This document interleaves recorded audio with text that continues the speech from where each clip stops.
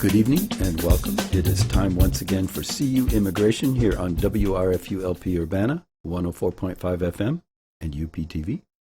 I will be your host for this evening. My name is Mr. Garza, and I am here to let you know that WRFU is an open forum for the Urbana-Champaign community. Views expressed are those of the speakers and are not intended to represent WRFU or UCIMC, or, as we like to say on the televised version of this show, UPTV. These views are our own. So, back again. Once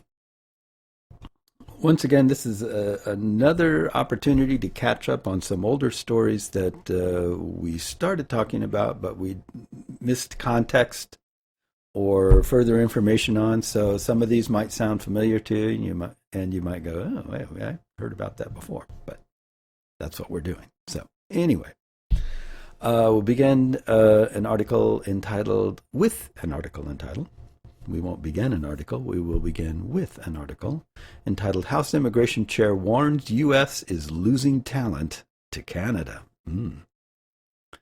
America is losing talent to Canada because of outdated and restrictive U.S. immigration policies. That was the message delivered at the House Immigration and Citizenship Subcommittee hearing held on July 13th, 2021. If we want to compete in an increasingly global and technology-driven marketplace, we have to do what we've failed to do for the past 30 years, and that's reform the immigration system so that it is responsive to the changing needs of our country, said Representative Zoe Lofgren, chair of the House Immigration and Citizenship Subcommittee Committee. The Subcommittee Committee. I like that. The last major overhaul of our legal immigration system occurred in 1990. Meanwhile, other countries like Canada have made great strides in building flexibility and recruitment incentives into their systems to attract highly skilled immigrants, including those whom we cannot accommodate. Highly skilled foreign nationals, including international students, are choosing Canada over America because it is difficult to gain H-1B status or permanent residence in the United States, and easy to work in temporary status and acquire permanent residence in Canada. I was invited to testify at the House hearing and noted between 2016 and 2018, the number of Indian students at Canadian universities rose from 76,075 to over 172,000, according to the Canadian Bureau for International Education. The number of Indians who became permanent residents has more than doubled.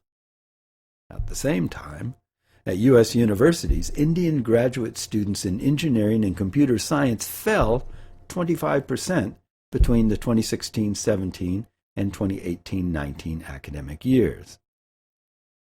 Under the Global Skills Strategy, Canada approves many high-skilled temporary visa applicants in 2 weeks. There is no numerical limit on high-skilled temporary visas in Canada. In contrast, in March 2021, employers filed approximately 308,000 H-1B registrations for FY 2022, while the law allowed USCIS to select only 85,000 petitions. That means over 72% of H-1B petitions were rejected. Important context. In the U.S., H-1B temporary visas typically represent the only practical way for high-skilled foreign nationals, including international students, to work long-term in America. In a 2020 Envoy Global Survey, 48% of employers said a primary driver for placing workers in other countries is an inability to secure work authorization in the U.S., while 74% said Canada has better immigration policies for business. In Canada, there is no per-country limit, and foreign nationals can often transition to permanent residence after working just a year in temporary status. Individuals complete applications online and hear back from the Canadian government in 6 to 8 months. Canada's program for graduating international students is more generous than in the United States, according to Peter Rakai, founder of the Toronto-based immigration law firm Rakai LLP. Students can work for a company and get permanent residence without a labor market test or prevailing or medium wage requirements. Provinces allow many students at the graduate level to gain permanent residence without a job offer. The contrast with the United States is stark. In the U.S., the annual limit of 140,000 employment-based green cards is considered too low and includes a 7% per country limit that burdens immigrants from India, China, and the Philippines. According to the Congressional Research Service, it will take 195 years to clear the backlog of Indians in the employment-based second preference, and the U.S. backlog in employment-based categories will exceed 2 million people by 2030. Congress can address these problems by increasing the annual limit for H-1B visas and employment-based green cards, exempting advanced degree holders from U.S. universities in science, technology, and other fields from those limits, and eliminating the per-country limit. Congress can also develop a way for international students to gain or wait for permanent residence while avoiding the need for an H-1B visa. America does not have a startup visa to facilitate job creation, even though such a visa could help create 1 million or more jobs over a decade. Canada has a startup visa and uses it to provide another path to assimilate foreign-born talent. Canada is committed to increasing the number of immigrants to its country and is increasingly drawing talent from the U.S. through its Express Entry program and an economic immigration process that targets high-skilled workers, testified Dr. Sudeep Parikh, CEO and executive publisher of science journals at the American Association for the Advancement of Science. Time after time, I hear stories from TECNA members of key vacancies in companies that are impeding organizational function and growth, testified Jennifer Grundy Young, CEO of the Technology Councils of North America. Most often, I hear about the inability to find software engineers. At the hearing, Representative Lofgren pointed to a recent Axios article that found between 2015 and 2020, San Francisco's tech talent pool increased 16%, while Toronto's increased 31%, and Toronto's Toronto. Okay, I don't know. I can't say what that's supposed to be, but what it says is, while Toronto's increased 31% and Toronto's 43%. Ah. 3 of the cities with the biggest gains are in Canada, according to Axios. As we've reported, there was a steady brain drain from the U.S. to Canada in the age of Trump, as Canada took advantage of America's hardline immigration policies. If one listened to some Republican members of the subcommittee and their witness at the hearing, one would think nobody in America can find a technology-related job because of foreign-born scientists and engineers. However, except for doctors, lawyers, and professional athletes, there may not be a more highly compensated group of U.S. citizens than native-born Americans with degrees in computer-related majors. Median earnings of native-born college graduates with a computer-related major are 35% higher than other STEM, science, technology, engineering, and math, majors, and fully 83% higher than non-STEM majors, according to an analysis of census data by University of North Florida economics professor Madeline Zavodny for the National Foundation for American Policy.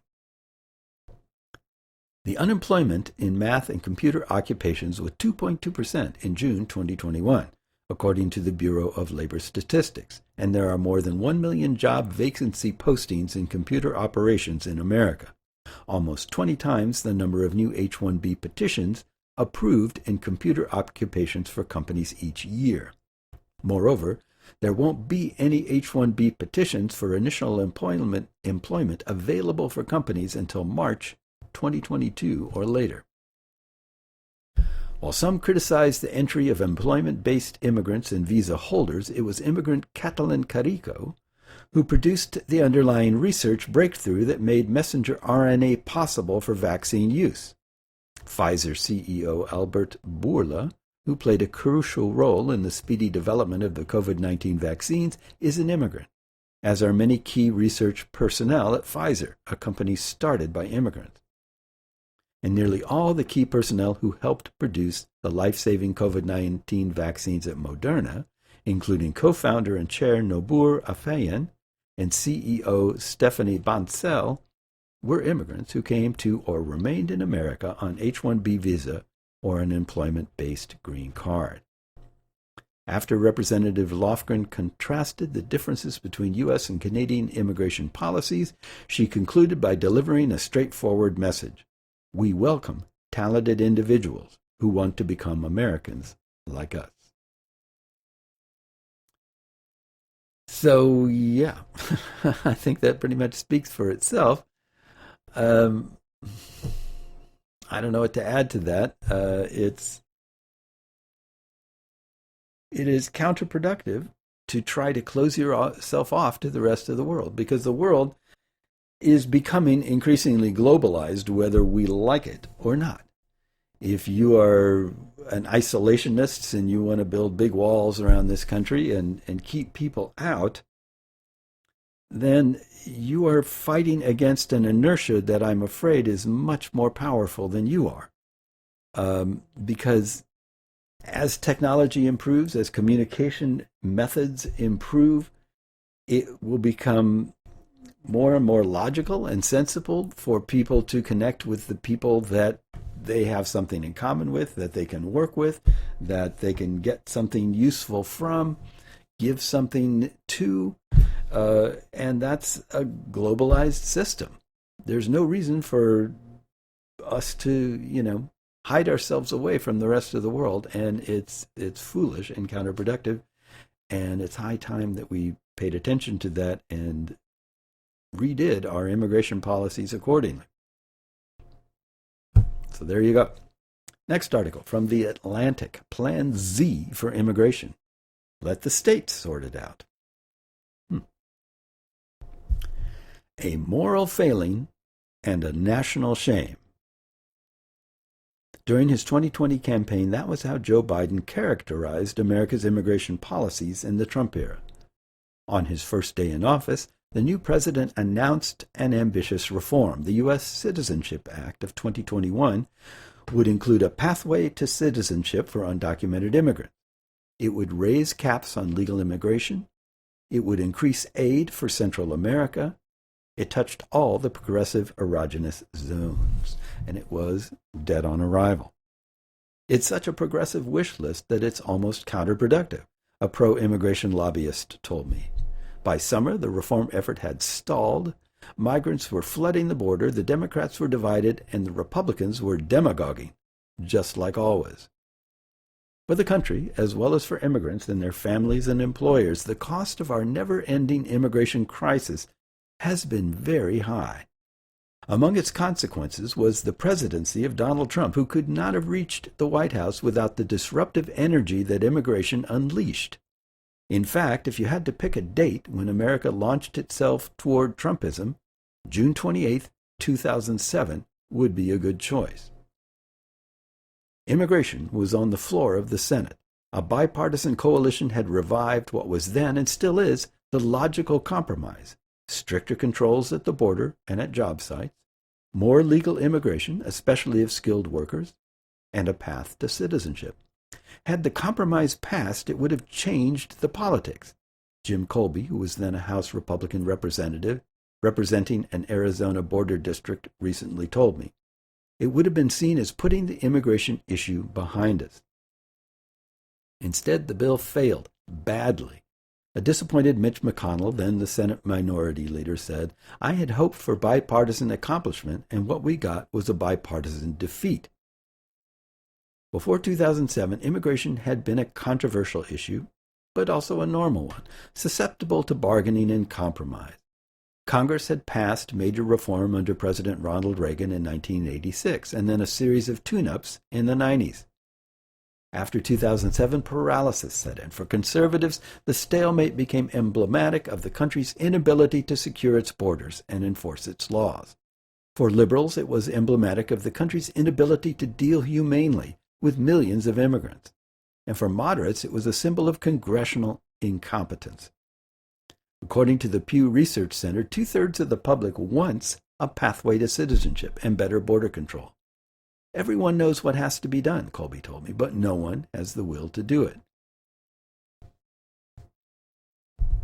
I'll keep myself from making an editorial comment on that. I wouldn't say that no one has the will to do it. A lot of someones don't have the will to do it. Okay, this dispute has now inflamed our whole body politic. I think the immigration debate is a bigger problem for the country than any of the failures of the immigration system, Yuval Levine of the American Enterprise Institute told me. In other words, the country needs a resolution to the political crisis around immigration at least as much as it needs a solution to the policy mess. As long as voters believe Washington is too incompetent and venal to handle immigration, they will not trust it to do anything else, and the door will stay open to demagogues and nihilists. So now what? Or nihilists, whatever. So now what? Plan A. Comprehensive progressive reform will not work. Plan B, comprehensive conservative reform will not work. Plan C, compromise, should work, but has failed time and again. That leaves plans D, E, and F, piecemeal reforms for groups such as dreamers and farm workers, and the kinds of patchwork changes that congressional Democrats were seeking to include in their budget reconciliation package this fall. They may be the best we can do. But there's one piecemeal proposal that deserves special attention. I think of it as Plan Z, because it reframes the whole problem. So now we get to what this guy's, or person, I don't know who wrote this, plan is.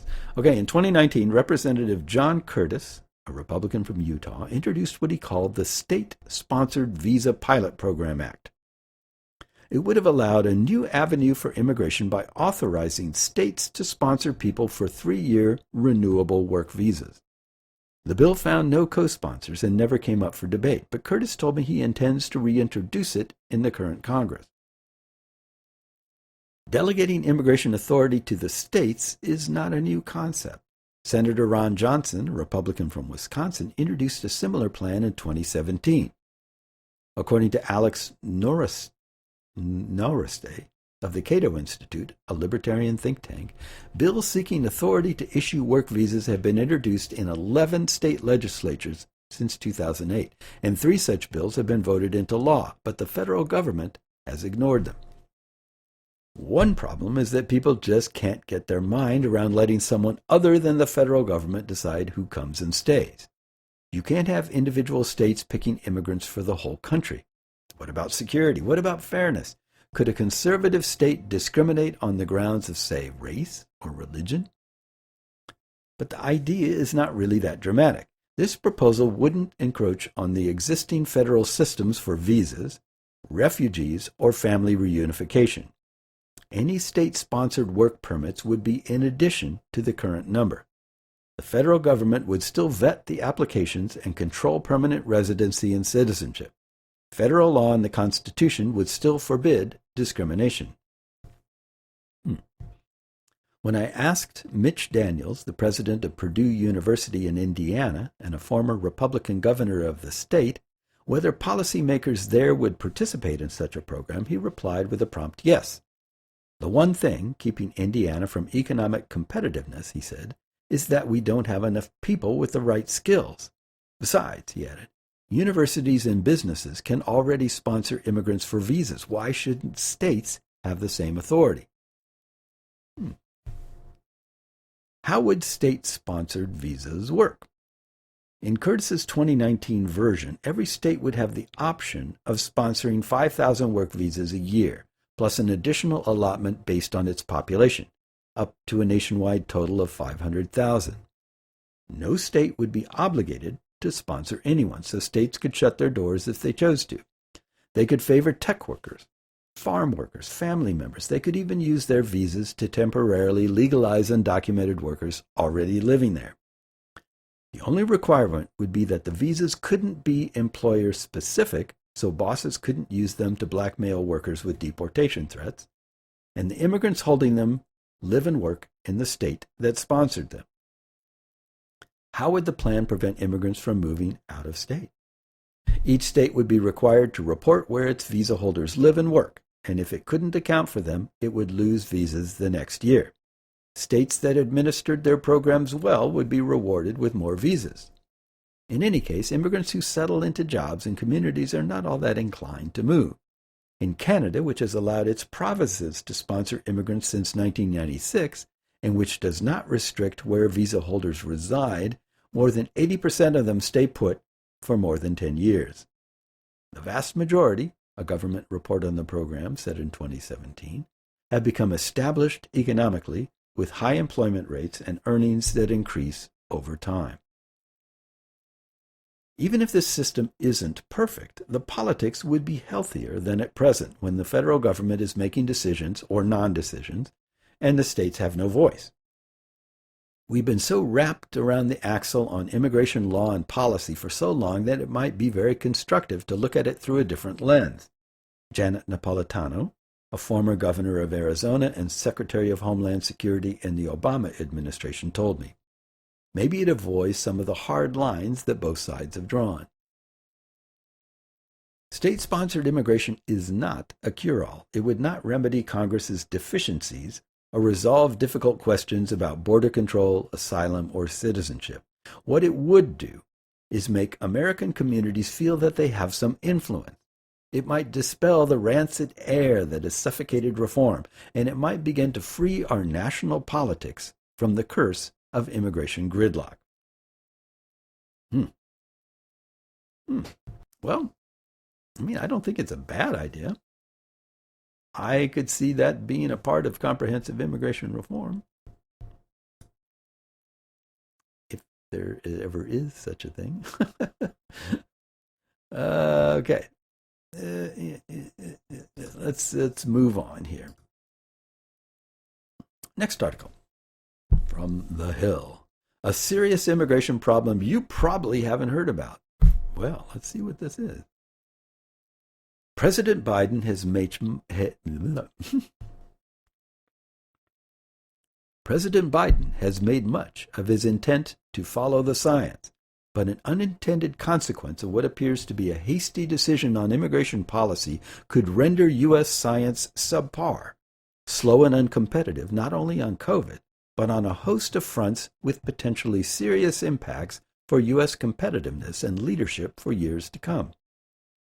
On August 3rd, more than 1,000 foreign postdoctoral research assistants, known as postdocs, who are affiliated with academic and non-academic institutions in the United States, posted an open letter to the U.S. government asking for an exception to President Biden's January 25th COVID-19 travel restriction proclamation because it is making it difficult for them to enter the United States with their J-1 student visas or their H-1B specialty occupation visas. Hearing about this again. For those outside academia and corporate labs, postdocs are people who hold a doctoral degree and are engaged in a temporary period of research and or scholarly training. More to the point, they are essential components to the United States scientific enterprise, from computer science to engineering. According to an August 2021 policy brief from the National Foundation for American Policy, postdocs assist in critical research at United States universities after completing their doctorate, and 56% of the postdocs at U.S. universities are foreign nationals who work on temporary visas. Postdocs have experience in advanced research, which makes them an important part of scientific research in the United States. They provide much of the labor, ideas, and innovation in many labs. Moreover, the vast majority of foreign postdocs have received their PhDs from universities outside the United States, which provides the United States with direct connection to research recently performed at universities around the world. As nice as that may sound, the life of a postdoc is tough. For a few years at least, they are expected to work for less than many of their colleagues would be willing to accept, with little job security and lots of stress, in the hope of good things in the future. The postdoc's low salary, estimated at $52,000 in 2008, and pegged at a median of $47,500 more than 10 years later, is key in grant-funded research. Economically, the postdoc is a key component of how our scientific system works. Without them, a majority of whom are foreign, the system begins to grind to a halt. The postdocs who signed the letter to the Biden administration claim that his COVID immigration restrictions aren't just a problem for postdocs seeking to come to the United States. They're also a problem for the ones already here. If those postdocs leave the country for any reason, such as to go home for a short visit, they will not be allowed to re-enter the United States when they return unless they have a national interest exception, or an NIE. And it's taking up to 60 business days to get one of those exceptions, and most J-1 visa holders are not allowed to leave the country for more than 30 days. I understand why Biden issued executive orders reversing former President Donald Trump's immigration enforcement and border security measures the day he took the oath of office. He had promised to reverse those measures when he was campaigning for the presidency. I don't understand why he reversed Trump's last COVID-19 proclamation 5 days later, the action that's causing the problem for the postdoc. Trump issued his proclamation initially on January 31st, 2020, as the pandemic began. It suspended the entry of immigrants and non-immigrants who posed a risk of bringing the 2019 novel coronavirus into the country. It initially applied to people coming from China. Other countries with high rates of infection were added later. A few days before his presidency ended, Trump issued a new proclamation that limited the suspension to aliens who had been in China and Iran. The other countries that had been on his list had agreed to cooperate with a CDC order requiring proof of a negative COVID-19 test before boarding a flight to the United States. I'm sorry. I need to do some maintenance work on my mouth, I think, because I can't talk anymore. Okay. On January 25th, 2021, Biden issued his own COVID-19 proclamation that effectively reversed Trump's, putting back under suspension the countries, primarily in Europe, that Trump had removed and adding a list of exemptions. J-1 student visas and H-1B specialty occupation visas were not listed among the exemptions. It smacks of haste. Was Biden just determined to reverse Trump's immigration and border security measures, regardless of the consequences? In his apparent haste, he provided an exception for aliens whose entry would be in the national interest, but provided no procedure for making that determination quickly when delay could hurt the national interest, such as when the bureaucratic gears to get an NIE turn so slowly a postdoc's visa expires during the wait. Some groups, such as F1 and M1 students, have been given a blanket NIE, which means that they automatically are considered for an NIE when they seek admission to the United States at a port of entry. Presumably, if Biden hadn't acted so hastily, he would have provided a procedure for quickly granting requests for such blanket exemptions in his proclamation. It's not too late to do that now, and in the meantime, he should consider granting a blanket NIE to postdoc researchers and other appropriate groups. If he wants the U.S. to continue competing on the world stage in science and technology, it's essential. Okay.